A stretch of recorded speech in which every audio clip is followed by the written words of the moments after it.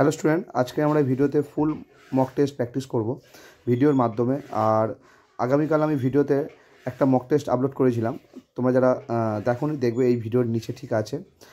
তো সেই মক টেস্টে আমি একটা লিঙ্ক দিয়েছিলাম, যার মধ্যে তোমরা মক টেস্ট দিতে পারবে, ফোন থেকেও দিতে পারবে, কম্পিউটার থেকেও দিতে পারবে, এবং সেখানে তোমরা কত স্কোর পেয়েছো সেটাও তোমরা দেখতে পারবে। তো তোমরা যারা যারা দিয়েছো তো আমাকে স্কোরটা জানিও, কেমন লাগলো কমেন্ট করে জানিও। আর যারা দাওনি এখনই তোমরা এই ভিডিও শেষ হওয়ার পরে তোমরা দিয়ে দিতে পারো। আর যদি ভিডিও নিয়ে কোনো রিকোয়ারমেন্ট থাকে বা কোনো দাবি থাকে বা কোনো কিছু বলার থাকে অবশ্যই কমেন্ট করে জানাবে। আর তোমরা যারা ফেসবুক থেকে ফলো করতে চাও তো অবশ্যই ফেসবুক পেজের লিঙ্ক আমি নিচে দিয়ে দেবো ডিসক্রিপশানে, আর তার সঙ্গে স্ক্রিনেও দেখতে পাচ্ছ। তো সেখান থেকে তোমরা ফেসবুকে ফলো করতে পারো। তার সঙ্গে এই ইউটিউব চ্যানেল তোমরা যারা সাবস্ক্রাইব করোনি সাবস্ক্রাইব করে রাখো, আর পাশে থাকা বেল আইকন অবশ্যই প্রেস করে দিও। আর ভিডিওগুলো ভালো লাগলে ভিডিওগুলো লাইক আর শেয়ার অবশ্যই করো। তো চলো কী কী প্রশ্ন আজকে আমি নিয়েছি দেখে নাও। প্রথম প্রশ্ন এখানে আছে, ফিরোজ শাহ তুগলকের আমলে হক ই সিরাপ করের পরিমাণ কত শতাংশ ছিল? 1/5, 1/10, 1/8, 1/4। দেখো কোনটা উত্তর হবে, দেখো এদের মধ্যে কোনটা উত্তর হবে দেখো।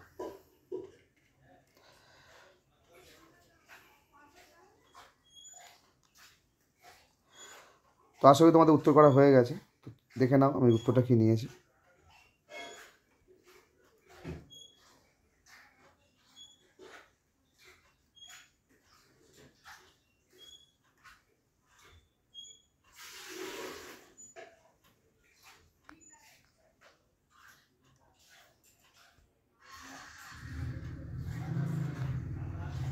তো উত্তরটা হবে উৎপাদিত ফসলের 1/10 পরের। তো 2 নম্বর প্রশ্নটা দেখো, দিল্লির সুলতানি আমলে কুনুত কী ছিল? অপশান এ ভূমিকর, অপশান বি সাম্রাজ্যের বাইরে থেকে শত্রুদের থেকে আদায় করা রাজস্ব, অপশান সি মানে গ নাম্বার বিশেষ করে ধর্মীয় উদ্দেশ্যে ব্যবহৃত ভূমি, আর অপশান ডি বা ঘয়ের দাগে যুদ্ধের লুঠের অংশ। তো দেখো এই চারটের মধ্যে কোন অপশানটা হবে, কুনুত কী ছিল?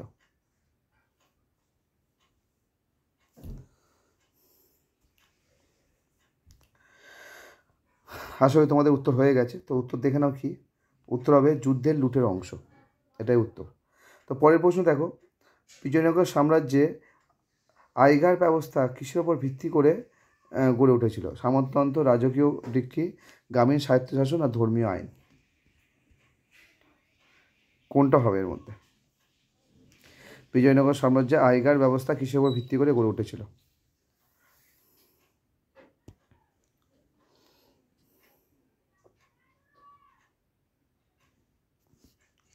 আই হোপ তোমাদের হয়ে গেছে উত্তর। তো চলো দেখে না উত্তর গ্রামীণ স্বায়ত্ত শাসন। পরের প্রশ্ন, মোহাম্মদ বিন তুগলক কোন পরীক্ষাটি দোয়াব অঞ্চলে কর বৃদ্ধি নামে পরিচিত? বলো কোন পরীক্ষাটি এর মধ্যে? রাজধানী স্থানান্তর করা, প্রতীকী মুদ্রা প্রচলন, গঙ্গা যমুনা দোয়াব অঞ্চলে অতিরিক্ত কর আরোপ, আর খুরাসান অভিযান। এর মধ্যে কোনটা দোয়াব অঞ্চলে কর বৃদ্ধি নামে পরিচিত? উত্তরটা খুবই সোজা। তো উত্তর হবে কি দেখে নেওয়া যাক, আসলে তোমাদের হয়ে গেছে, এর জন্য বেশি সময় দেওয়ার দরকার নেই। উত্তর হবে গয়ের দাগে গঙ্গা যমুনা দোয়াব অঞ্চলে অতিরিক্ত কর আরোপ। পরের প্রশ্ন, বাবর কোন ভাষার কবি ছিলেন? ফার্সি, আরবি, তুর্কি নাকি উর্দু?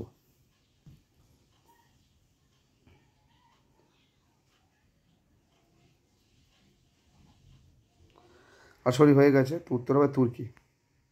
6 নম্বর, বাবর বাবর কোন যুদ্ধ জয়লাভের পর কলন্দর উপাধি গ্রহণ করেছিলেন? পানিপথ, খানুয়ার, চান্দেরি আর ঘরঘরা।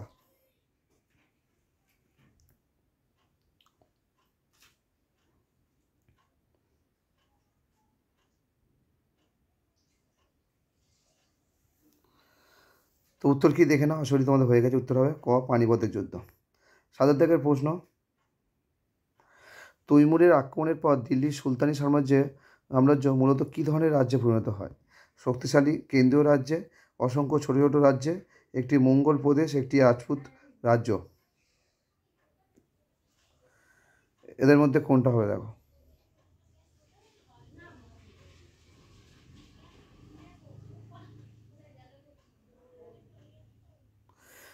তো চারটের মধ্যে কোনটা হবে দেখো, উত্তর হবে দেখো উত্তর হবে অসংখ্য ছোট ছোট রাজ্যে।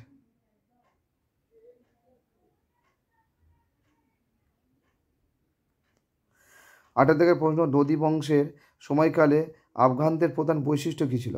নদী বংশের সময়কালে আফগানদের প্রধান বৈশিষ্ট্য কী ছিল?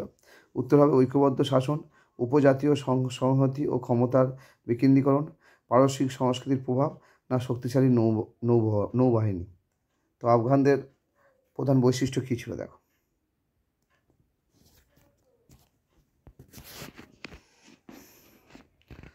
তো এদের মধ্যে কোনটা উত্তর হবে দেখো।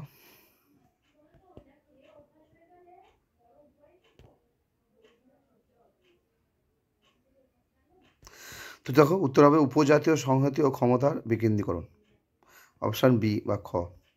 পরের প্রশ্ন, শেরশাহের সাম্রাজ্যের কেন্দ্রীয় প্রশাসনের প্রধান রাজস্ব কর্মকর্তা কে ছিলেন? অপশান চারটে আছে দেখো, ওয়াজির, দিওয়ানি আশরাফ, খান সামান, খাজি। আসলে তোমাদের উত্তর হয়ে গেছে। তো উত্তর কী দেখো, উত্তর হবে দিওয়ানি আশরাফ। পরের প্রশ্ন, শেরশাহের সাম্রাজ্যের শেষ সীমা কোনটি ছিল বলো? পাঞ্জাব থেকে বাংলা, সিন্ধু থেকে বাংলা, কাশ্মীর থেকে কন্যাকুমারী, গুজরাট থেকে অসম।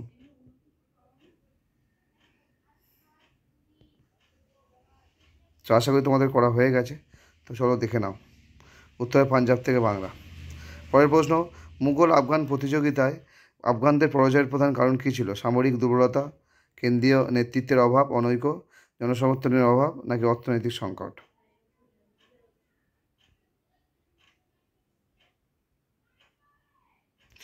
আসলে তোমাদের হয়ে গেছে। তো এর মধ্যে কোনটা উত্তর দেখে নাও। উত্তর হবে কেন্দ্রীয় নেতৃত্ব। পরের প্রশ্ন, পিয়েত্রা দুরা নামক কারুকার্য মুঘল স্থাপত্যে কার সময়কালে জনপ্রিয়তা লাভ করে? উত্তর আকবর, জাহাঙ্গীর, শাহজাহান, ঔরঙ্গজেব। দেখো এই চারটে অপশনের মধ্যে কোনটা হবে। তার সঙ্গে তোমাদের করা হয়ে গেছে। তো উত্তরটা হবে শাহজাহান। পরের প্রশ্ন, ঔরঙ্গজেব কোন শিখ গুরুকে ইসলাম ধর্ম গ্রহণে অস্বীকৃতির জন্য দিল্লিতে মৃত্যুদণ্ড দেন? উত্তর নানক, গোবিন্দ সিং, তেগ বাহাদুর, অর্জুন দেব। গুরু নানক, গুরু গোবিন্দ, গুরু তেগ বাহাদুর, গুরু অর্জুন। এদের মধ্যে কাকে মৃত্যুদণ্ড তিনি দিয়েছিলেন ঔরঙ্গজেব?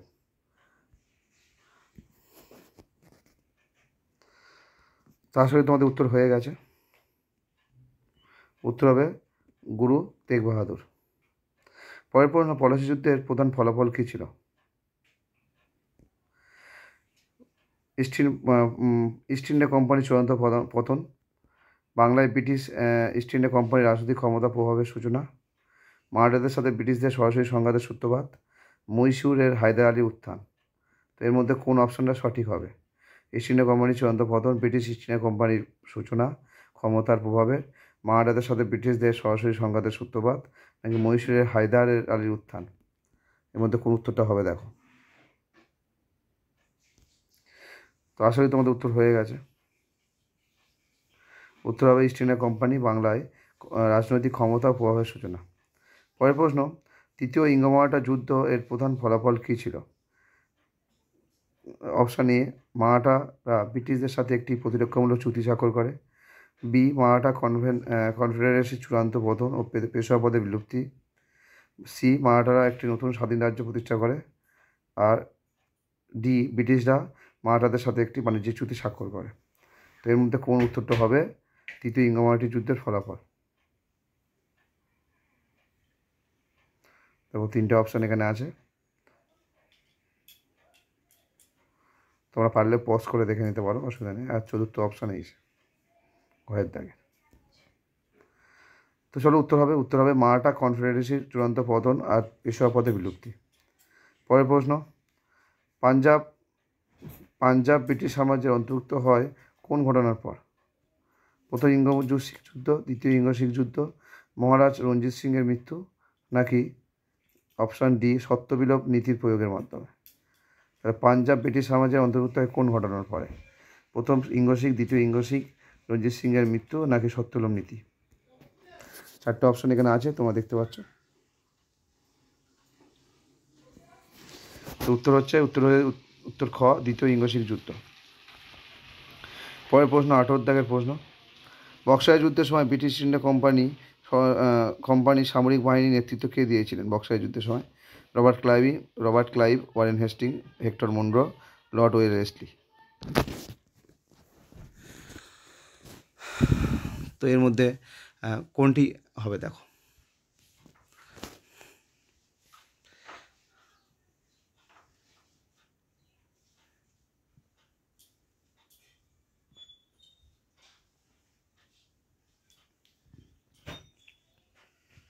তো আসলে উত্তর হয়ে গেছে, উত্তর হবে কি হেক্টর মনরো।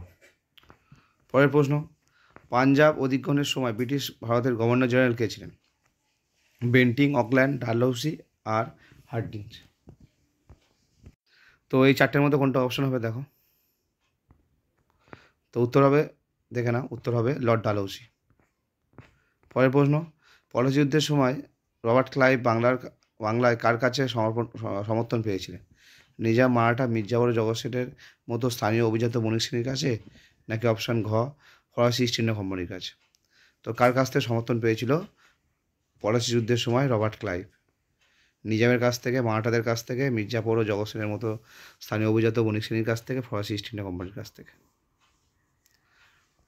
পাশাপাশি তোমাদের হয়ে গেছে। তো পরে উত্তরটা হবে মির্জাপুর ও জগৎ শেঠ। পরের প্রশ্ন, টিপু সুলতানকে মহীশূরের বাঘ বলা হতো কেন?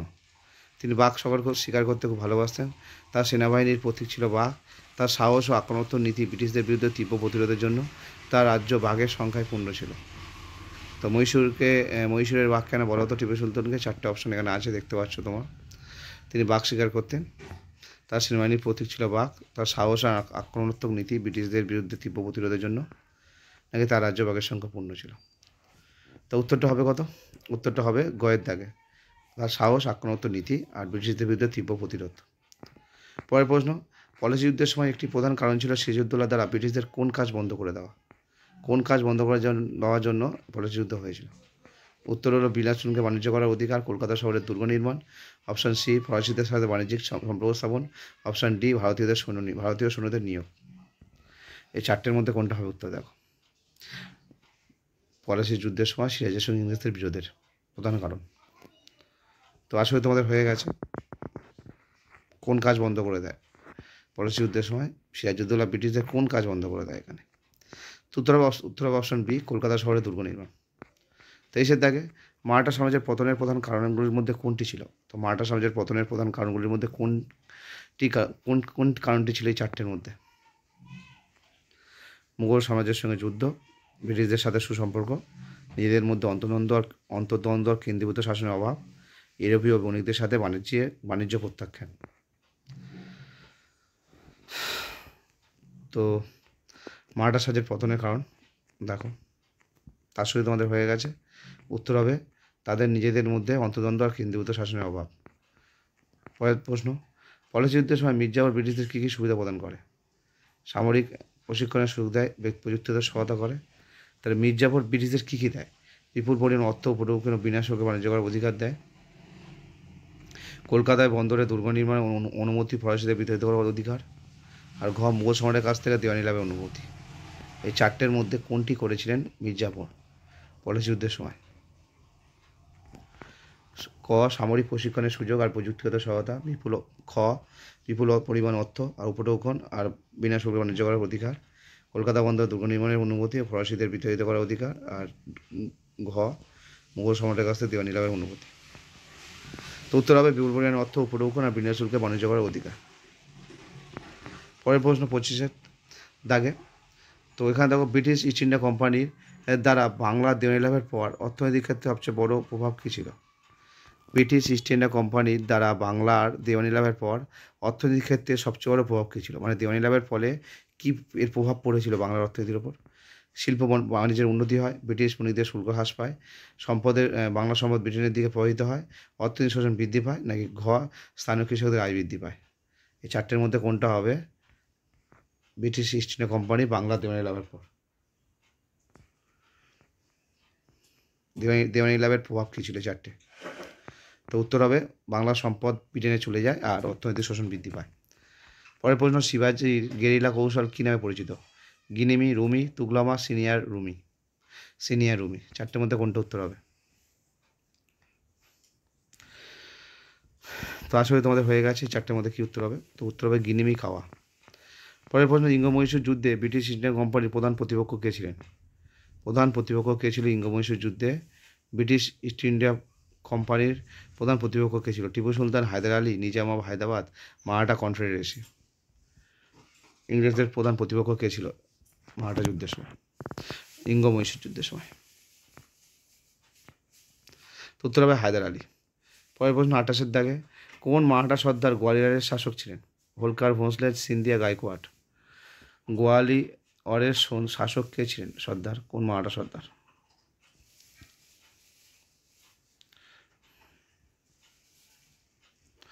তো উত্তর হবে সিন্ধিয়া। পরের প্রশ্ন, বাংলায় কোম্পানির দ্বৈত শাসন ব্যবস্থার সময়কালে রাজস্ব আদায়ের দায়িত্বে কারা ছিল? তা দ্বৈত শাসনের সময় রাজস্ব আদায়ের দায়িত্বে কারা ছিল? উত্তর, নবাবের কর্মচারী, কোম্পানি কর্মচারী, নবাবের কর্মচারী ও কোম্পানি নিযুক্ত দেওয়ান উভয়ে, নাকি গ্রাম পঞ্চায়েত? তাহলে দেওয়ানি লাভের দ্বৈত শাসন ব্যবস্থার সময় রাজস্ব আদায়ের দায়িত্ব কার হাতে ছিল?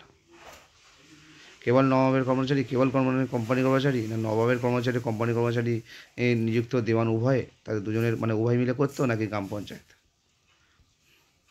দ্বৈত শাসনের সময় খাজনা আদায়ের দায়িত্বে কারা ছিল? রাজস্ব আদায়।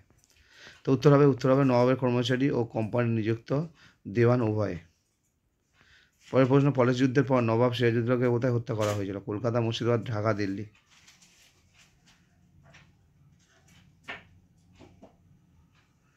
তো উত্তর হবে মুর্শিদাবাদ। শেষ প্রশ্ন আজকের 30-এর দাগের প্রশ্ন, মানে এখানে 31 লেখা আছে বাট এটা 30-এর দাগের প্রশ্ন। তো এখানে এই প্রশ্নটা হয়ে যাওয়ার পর এই পার্টে ভিডিওটা আপলোড করে দেওয়ার পর আমি বলেছিলাম মোট 60টা প্রশ্ন। তো আজ এই পার্টের 30টা প্রশ্ন দেবো এবং পরের পার্টের ভিডিওতে আবার 30টা দেবো, যেটা সম্ভবত হয় তোমরা আজকে রাতে অথবা কালকে পেয়ে যাবে। তো প্রশ্ন, পাঞ্জাবের শিখ সাম্রাজ্যের শেষ শাসক কে ছিলেন? রঞ্জিত সিংহ, খড়ক সিংহ, দলীপ সিংহ, নওয়াল সিংহ। তো পাঞ্জাবের শিখ সাম্রাজ্যের শেষ শাসক কে ছিলেন? দেখো এই 4টি অপশনের মধ্যে কী উত্তর হবে?